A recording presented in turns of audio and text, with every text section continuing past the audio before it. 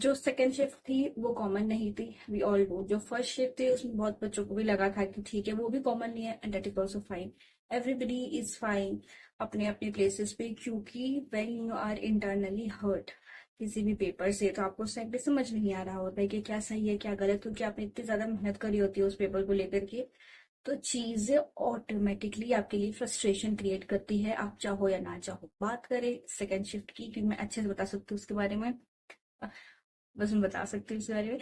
इसलिए वहां पे जो मैथ्स थी वो डुएबल थी, लाइक करने लायक मैथ्स आई थी बहुत बच्चों के अकॉर्डिंग। इंग्लिश भी बहुत बच्चों के अकॉर्डिंग करने लायक थी, but the real game changer जो था, बच्चे सोचते हैं कि they score in reasoning, but उनसे रीजनिंग में स्कोर हुआ नहीं। बहुत सारे बच्चों ने 15-17, बट मैक्सिमम का आप देखोगे ना 15 to 20 के रेंज में ही है।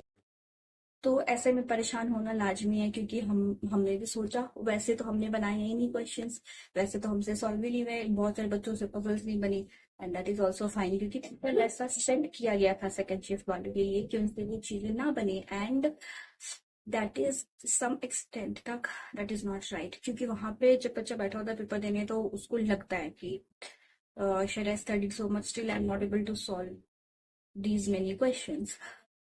उसके बाद करंट अफेयर्स की बात करें तो क्या ही था वो, क्या ही था। और मुझे नहीं लगता कि किसी को भी ब्लेम करना, स्पेसिफिक किसी टीचर से, फॉर एग्जाम्पल बहुत बच्चों ने कपिल सर को ब्लेम करना शुरू कर दिया, क्योंकि उन्होंने 24 आवर्स की क्लास थी। फॉर एग्जाम्पल अगर कोई आपके लिए उस टाइम पे खड़ा नहीं होता, तो शायद आप सर को उल्टे सीधा नहीं बोल रहे होते।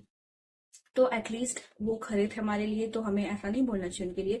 अगर आपको अपने करंट अफेयर्स के टीचर को जज करना है, तो आप फर्स्ट शिफ्ट के एनालिसिस से उनको जज करो, सबके कंटेंट से आएगा, और नहीं आएगा तो किसी के भी कंटेंट से नहीं आएगा।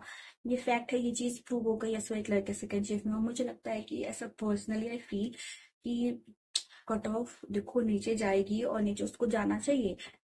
इतनी ज्यादा यहाँ पे भसक थी भाई सेकंड शिफ्ट के पेपर के बाद, कि मैंने देखा इसको गालियां पड़ी, इसको गालियां पड़ी, एंड आई वाज लाइक कि रिलैक्स करो यार, वो भी एक इंसान है, किसी ने तुम्हारे लिए इतनी मेहनत करी है, तुम कि ऐसे इतना अनग्रेटफुल हमें नहीं होना चाहिए किसी भी टीचर को लेकर के। क्योंकि एट द एंड उन्होंने प्रोवाइड कराई हमें चीजें, एट द एंड उन्होंने ही हमें ऐसे मोटिवेट कराया कि ठीक है जाओ पेपर अच्छे से देके आओ, नहीं हुआ नहीं हुआ, सबका खराब हुआ।